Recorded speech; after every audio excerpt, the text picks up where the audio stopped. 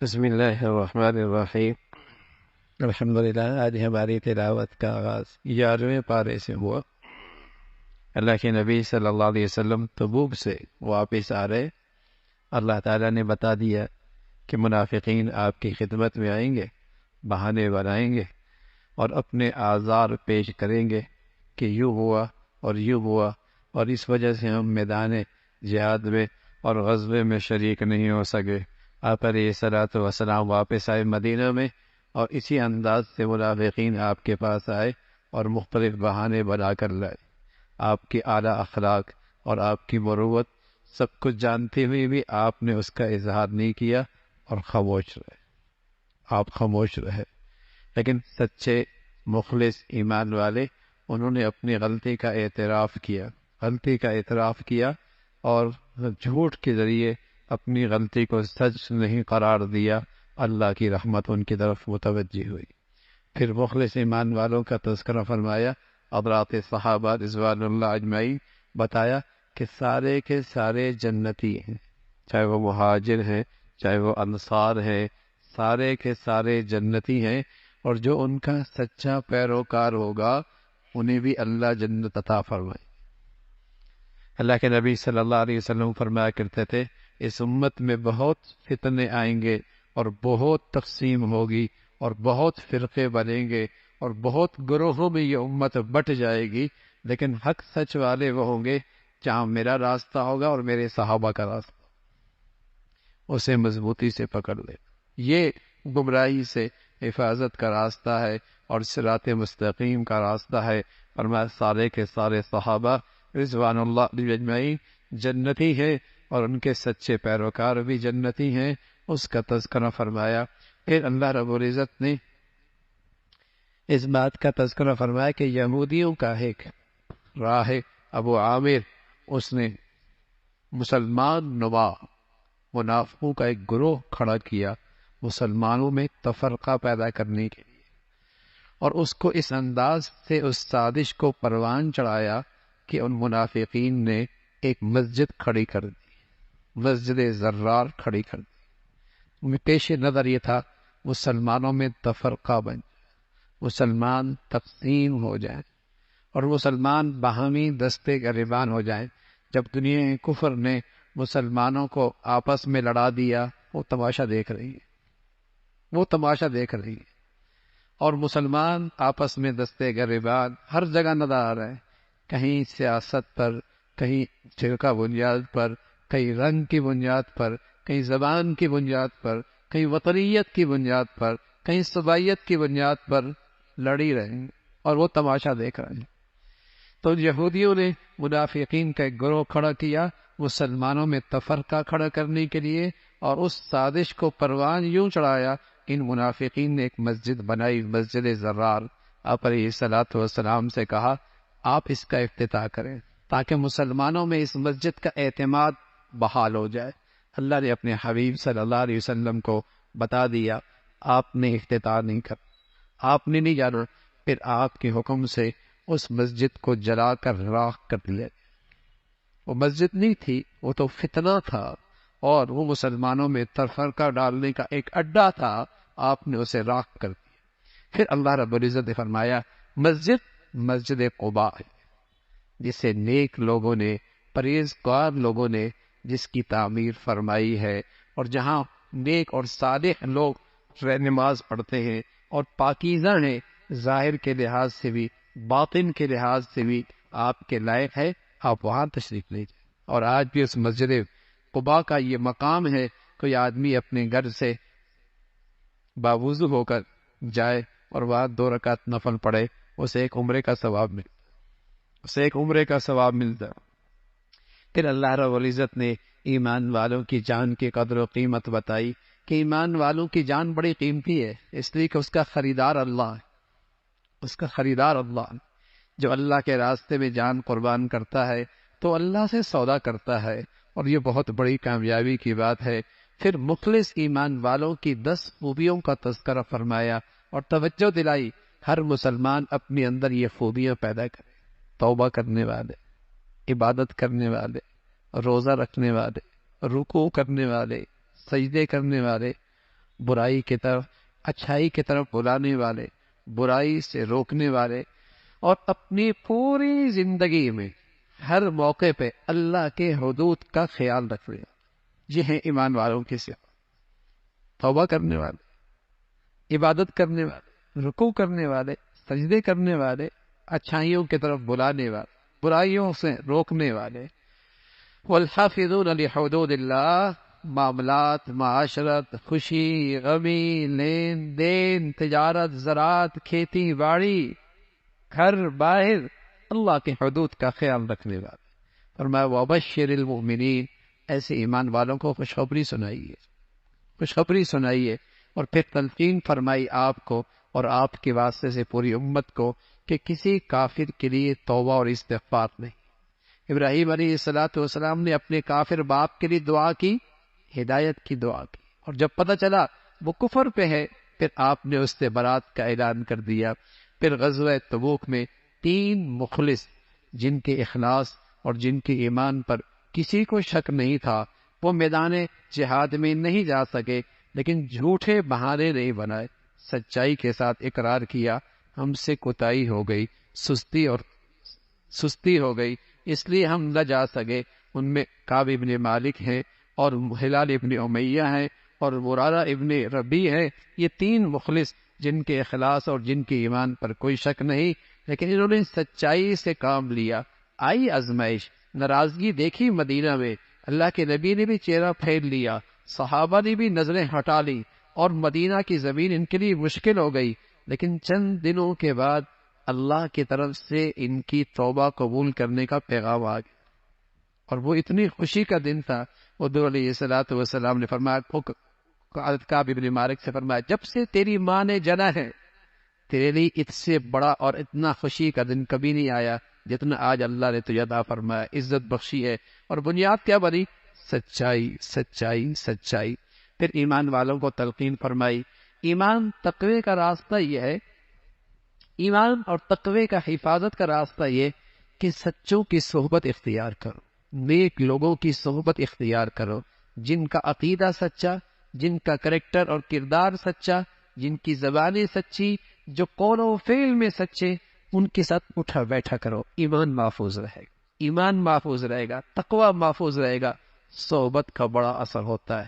شریف گھرانوں کے بچے اور بچیاں غلط صحبت میں چلی جائیں، ماں باپ کے لیے شرمندگی کا باعث بنتی ہیں، اور برے ماحول کے لوگ اچھی صحبت میں آ جائیں ولی بن جاتے ہیں، قابل رشک زندگی ہو جاتی ہے۔ صحبت زندگیوں پہ اثر ڈالتی ہے۔ بدی کی صحبت ہو آدمی برائی کی طرف جاتا ہے، نیکی اور اہل تقوی کی صحبت ہو آدمی نیکی اور متقی بن جاتا ہے۔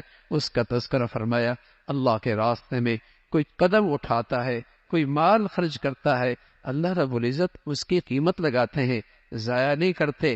جہاد کے فضائل، برکات، اہمیت اپنی جگہ، لیکن فرمایا کچھ لوگ ایسے بھی ہوں جو دین سیکھنے والے ہوں، جو دین سیکھنے والے ہوں، اور امت کے تمام شعبوں کے لیے افراد تیار کرنے والے ہوں، افراد تیار کرنے والے ہوں، تو اس کا تذکرہ فرمایا۔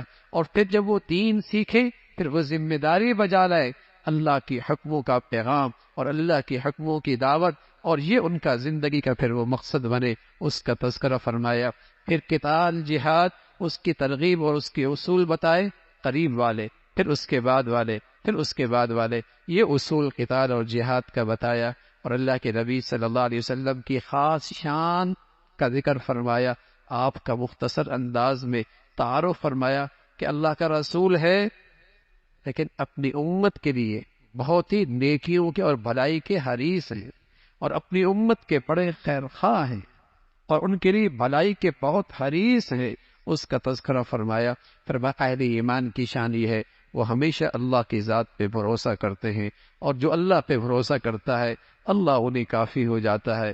پھر سورہ یونس ہے، اور سورہ یونس کے اندر قرآن کی عظمت، توحید کا تذکرہ، رسالت کی بات، آخرت کا بیان مختلف انداز میں ہے۔ سب سے پہلے اللہ کی قدرت ہے، سورج اور سارا یہ چاند کا نظام اللہ ہی نے بنایا ہے، رات دن کا یہ اختلاف اللہ کی قدرت کا شکار ہے۔ جو مرنے کے بعد کی زندگی کا یقین نہیں رکھتے ان کا انجام اچھا نہیں ہے۔ جنت والے جنت میں جب جائیں گے اللہ کا شکر بجا لائیں گے، اللہ کا شکر بجا لائیں گے کہ اللہ رب العزت نے انہیں یہ اتنی بڑی نعمت عطا فرما دی۔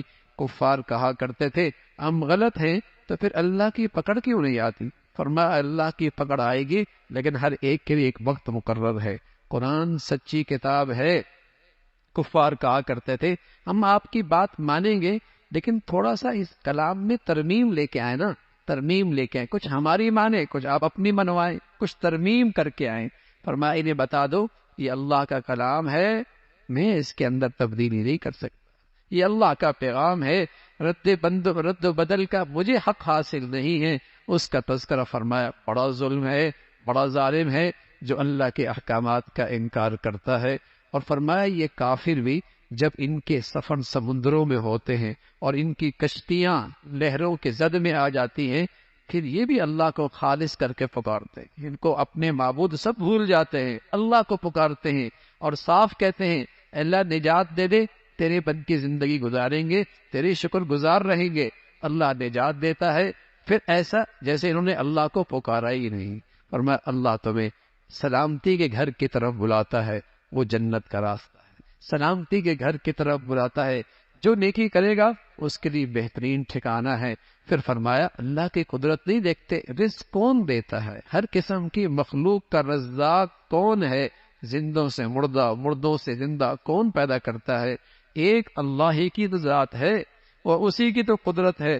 اس کا تذکرہ فرمایا زمین و آسمان کا سارا نظام اللہ کی قدرت سے چلتا ہے، اس کا تذکرہ فرمایا یہ اللہ ہی ہے جس نے یہ ساری مخلوق پیدا فرمائی۔ پھر اللہ کے دوستوں کا تذکرہ ہے، اللہ کے خاص دوست، اس کی نشانی کیا ہے؟ ایمان لے کے آتے ہیں، ایمان کے ساتھ ساتھ تقوی اختیار کرتے ہیں، اور پھر ان پر کوئی خوف نہیں رہتا، غم نہیں رہتا۔ اصل خوف اور غم تو آخرت میں نہیں ہوگا، کہ آگر کی گھاٹیوں کا خوف نہیں، پیچھے جو کچھ چھوڑا اس کا حزن نہیں، لیکن تقوی اور ایمان ایسی دولت ہے دنیا میں بھی اس کے ثمرات ملتے ہیں، دنیا کے اندر بھی اس کے ثمرات ملتے ہیں کہ کیا اللہ اس کے دل کو خوف سے محفوظ رکھتا ہے، اور اس کے دل کو اللہ رب العزت غم کی تکلیف سے محفوظ رکھتے ہیں۔ اس کا تذکرہ فرمایا اللہ رب العزت اس نیکی کا بدلہ اور اس کا ثمرہ دنیا کے اندر بھی عطا فرماتے ہیں اور آخرت کے اندر بھی عطا فرماتے ہیں، اسی کا تذکرہ فرمایا۔ پھر قرآن اللہ کی کتاب ہے، اور اس قرآن کے اندر اللہ رب العزت نے شفا رکھی ہے، ظاہری بھی باطنی بھی، یہ جسم کی صحت کی بھی شفا ہے، اور روح اور اندر کے انسان اور قلب کی بیماریوں کے لیے بھی یہ شفا ہے، اور ایمان والوں کے لیے یہ بڑی نصیحت کی چیز ہے، بڑی خوشی کی چیز ہے، اور اس پر خوش ہونا چاہیے کہ اللہ نے اسے قرآن کی کسی کو دولت دی ہو اور قرآن کی زندگی دی ہو۔ یہ تمام ان خزانوں سے بہتر ہے جسے دنیا جمع کرتی ہے، اس کا تذکرہ۔ پھر حضرت نوح علیہ السلام کا تذکرہ فرمایا، قوم نے حضرت نوح کا انکار کیا اور پھر اس قوم کا انجام کیا ہوا، اس کا تذکرہ ہے۔ پھر حضرت فرعون، حضرت قارون، حضرت موسیٰ علیہ السلام اور حضرت ہارون علیہ السلام کا تذکرہ فرمایا، کس طریقے سے وقت کے فرعون کا مقابلے میں آئے اور فرعون ہی اپنی تمام تر جادوگروں کے ساتھ مقابلے پہ آئے، لیکن اللہ رب العزت نے آپ کو کامیابی عطا فرمائی اور آپ کا معجزہ ظاہر ہوا اور وہ قوم نامراد ہوئی، اس کا تذکرہ۔ پھر اللہ رب العزت نے بنی اسرائیل کو عزت بخشی، اللہ نے اپنے قدرت کے شہکار ان کے سامنے رکھے، اس کا تذکرہ فرمایا۔ پھر سورہ یونس ہے، اور اس سورہ یونس میں حضرت یونس کا تذکرہ ہے، اور آپ کا ایک نام مچھلی والا نبی، آپ اپنے قوم سے جب مایوس ہوئے اور پیغام اللہ کا سنایا اور توحید کی دعوت دی، لیکن قوم نہ مانی، تو آپ ناراض ہو کر اور مایوس ہو کر اس بستی سے نکل کھڑے ہوئے، اور جب کشتی پہ سوار ہوئے تو کشتی سمندر کے اندر غوطے کھانے لگی، کشتی والوں نے آپ کو سمندر میں پھینک دیا۔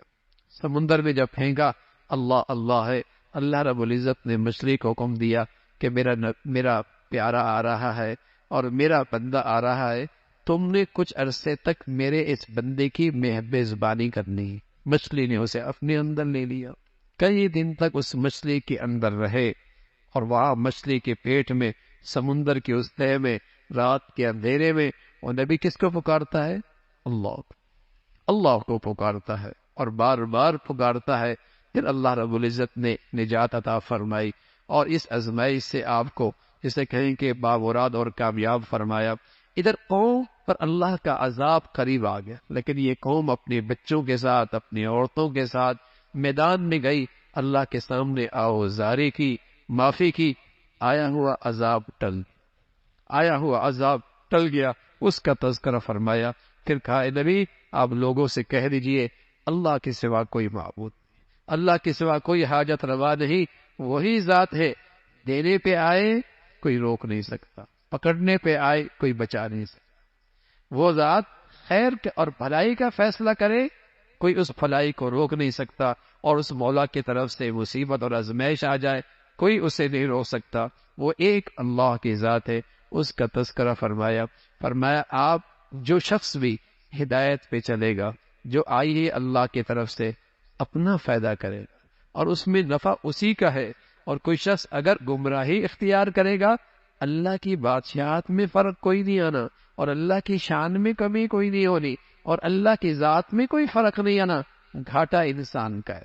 بھلائی کرے گا اپنا فائدہ ہے، نہیں کرے گا اور گمراہی کا راستہ اختیار کرے گا پھر بھی نقصان اسی کا ہے. پھر اللہ نے اپنے نبی کو پیغام دیا، آپ آسمان کی طرف سے آئی ہوئی وحی کی پیروی کرتے رہیں اور صبر کرتے رہیں. ایک دن آنے والا ہے اللہ رب العزت سزا اور جزا کی شکل میں فیصلہ فرمائے. دنیا میں اللہ نے فیصلہ تو کر دیا حق اور باطل کا، لیکن ایک دن اور آنے والا ہے جہاں فیصلہ دلائل سے نہیں ہوگا، جزا اور سزا سے ہوگا. ہر آدمی سر کی آنکھوں سے دیکھے گا یہ کامیاب اور یہ ناکام ہے. فرمایا اس وقت تک آپ صبر کیجئے، اللہ رب العزت بہتر فیصلے کرنے والے ہیں.